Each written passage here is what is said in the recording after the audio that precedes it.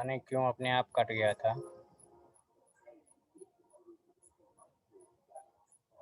ठीक है, एक क्वेश्चन है, let R be the relation on the set. देखिए एक सेट दिया है 1 2 3 4 5 कंटेनिंग द ऑर्डर्ड पेयर। ठीक है, 1 1 1 2 1 3 2 दिया हुआ है। फाइंड क्या करने के लिए बोल रहा है हमको, आर स्क्वायर। आर स्क्वायर का मतलब R2 दिया हुआ है तो इसका मतलब ROR होता है। ठीक है, ROR एक रिलेशन हमारे पास R दिया हुआ है तो R/R हमको फाइंड करना है। R3 का मतलब ROR। इसको हम कैसे फाइंड करेंगे, एक बार ROR फाइंड कर लेंगे। ठीक है, इसको फिर से इसके साथ करेंगे, इसको अगर x मान लेंगे तो XOR फाइंड करना है। ठीक है, इसी तरह से R2 R3 R4 और R5 हमको फाइंड करना है। ठीक है, तो चलिए एक हम बताते हैं ROR फाइंड करके। ठीक है, एक हम R स्क्वायर फाइंड करके बताते हैं। फिर और देखिए एक हमारे पास ROR फाइंड कर रहे हैं, द डोमेन ऑफ R और रेंज ऑफ R। ठीक है, domain of R range of R। पहले में से देखिए इसका हम डोमेन लिख रहे हैं, 1 1 1 तो 1 हो जाएगा, 2 2 3 2 हो जाएगा, 3 हो जाएगा, 4 हो जाएगा, 5 हो जाएगा। ठीक है, देखिए इस कहाँ से हम लिए, ये 2 लिए, सब में से पहला, और अगर कितनों बार रिपीट करेगा तो हम लेंगे एक ही बार। ठीक है, सबका पहला जो है वो हम ले लिए, तो डोमेन ऑफ R हो गया। इसका रेंज देखिए, इसका रेंज है 1 2 3 3 4 5 सब है, 1 2 3 4 5। ठीक है, पहला रिलेशन 1 से 1 का रिलेशन है। ठीक है, 1 से 2 का रिलेशन है, थोड़ा 1 से 3 का रिलेशन है। ठीक है, 2 से 3 का रिलेशन है, 2 से 4 का रिलेशन है, 3 से 1 का रिलेशन है, 3 से 4 का रिलेशन है, 3 से 5 का रिलेशन है, 4 से 2 का रिलेशन है, 4 से 5 का रिलेशन है, 5 से 1 का है, 5 से 2 का है, 5 से 4 का है। ठीक है, इस तरह से रिलेशन बना। ठीक है, अब ये हो जाएगा डोमेन ऑफ R। ठीक है, डोमेन ऑफ R, ये हो जाएगा रेंज ऑफ R। ठीक है, इसी तरीका से मेरा आएगा। ठीक है, तो ये तो हो गया, फिर इसका रेंज 1 2 3 4 5 इसी तरीका का रहेगा। फिर जिस तरह से ये हुआ है तो इसी तरीका से इधर भी होगा। तो इसका जितना भी रिलेशन बन रहा है सब इसका ROR में आ जाएगा। ROR में ये जो जितना मेरा सेट था, क्योंकि इसका जो डोमेन बना इसके साथ जो फिर से रिलेशन आएगा, फिर से इतना सारा रिलेशन आ जाएगा, तो ये जितना भी था ये सारे का सारे ROR में आ जाएगा। यही इसका आंसर होगा। ठीक है, अब इस तरह से अगर यदि R3 भी हमको बोल दिया इस तरह से यही आएगा, R4 भी बोल देगा तो यही आएगा। समझ में आया ये बात?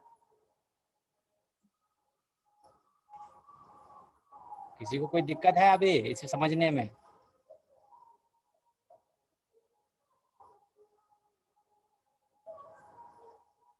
आवाज आ रही है? थक गए आप लोग? Hello, yes sir. थक गए क्या? Yes sir. क्या करना है, छोड़ना है नो यहाँ? सर। आप लोग थक गए तो छोड़ देंगे यस सर, यहाँ। अभी मैथ कंटिन्यू समझना कीजिए जरूरी सर। है, जो नो बोलिए सर। वो हम करेंगे। No sir. और बात पढ़ाए? No sir, no sir. छोड़ दे यहाँ पे? नहीं सर, क्या करना नहीं है? समझ में आ रहा सर। नहीं सर नहीं, क्या करना है, पढ़ाना है ना? ऐसे कंटिन्यू करिए सर। चलिए ठीक, यस सर। ओके ओके, ठीक है। तो ये मेरा, पढ़ाइए सर। हाँ इसी तरीका से R3 3 सर आगे पढ़ाइए सर। पढ़ा रहे हैं। Yes sir. देखिए अब हमारे पास अगर यदि कोई रिलेशन का हमको सबसेट फाइंड करने के लिए बोले कि एक मेरे पास जैसे कि रिलेशन है, आर रिलेशन है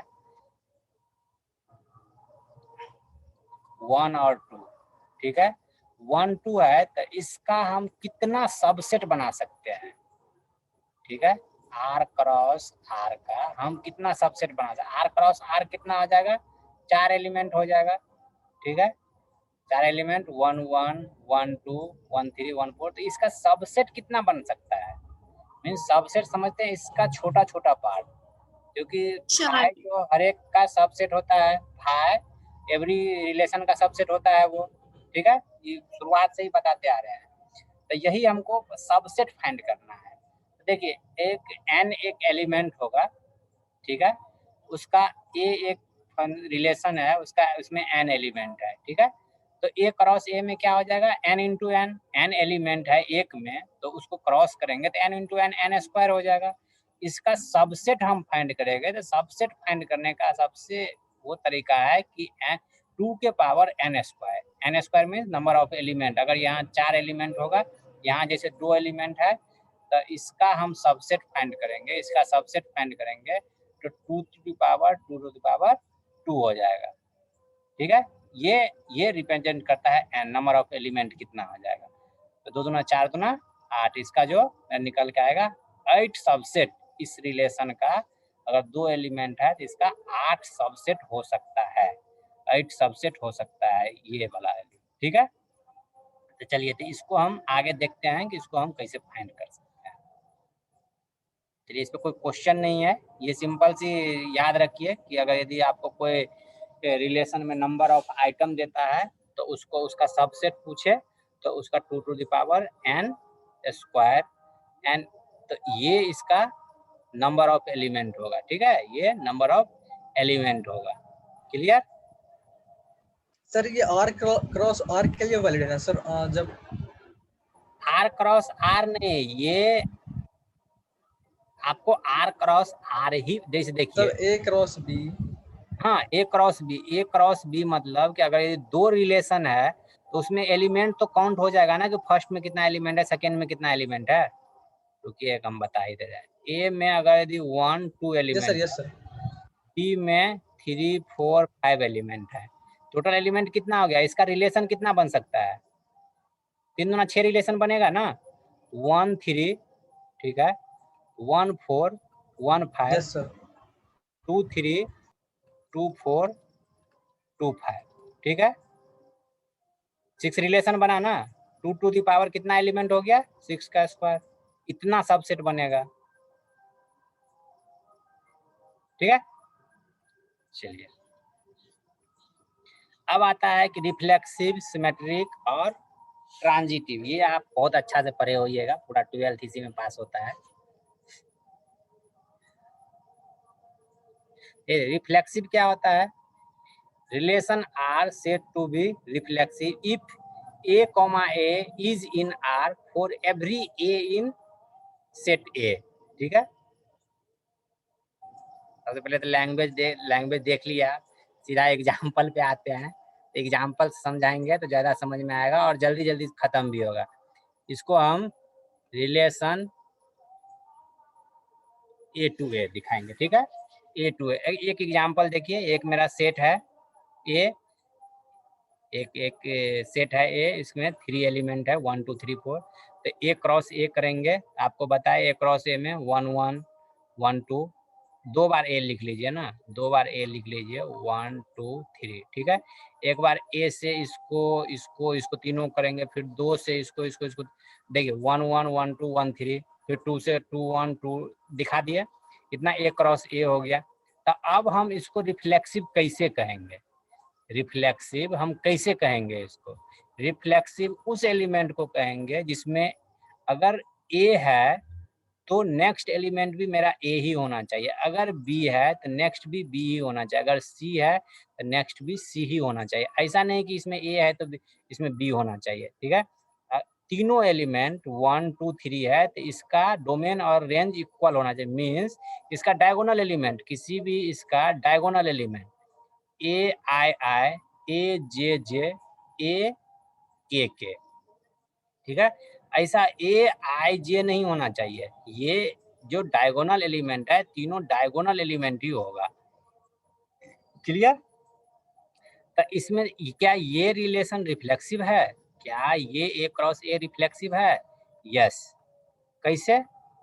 क्योंकि 3 3 भी है, 2 2 भी है और 1 1 भी है। और कुछ हो या ना हो, इस सेट में ये एलिमेंट तीनों डायगोनल एलिमेंट होना चाहिए। अगर 3 एलिमेंट है तो उसका रिपीटेड वाला होना चाहिए। डोमेन और रेंज इक्वल होना चाहिए। क्लियर? अब देखिए, रिफ्लेक्सिव होने के लिए, इसमें रिफ्लेक्सिव होने फॉर ऑल, इसका मतलब समझते हैं? फॉर ऑल क्वांटिफायर है, आगे पढ़ाएंगे quantifier. For all a comma a मतलब कि फर्स्ट और सेकंड दोनों एलिमेंट से बिलोंग्स टू आर रिलेशन। ये जो आर रिलेशन है ए क्रॉस ए, इस रिलेशन में 1 ए कोमा ए होना चाहिए। फॉर ऑल, एक दो नहीं, जो 3 जो एलिमेंट था तीनों का रिपीटेड वर्जन होना चाहिए।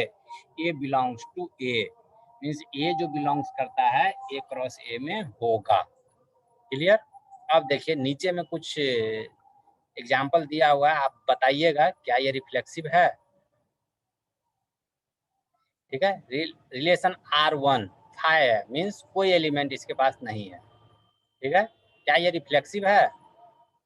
इसके पास कोई एलिमेंट नहीं है, कोई एलिमेंट नहीं, क्या ये रिफ्लेक्सिव है?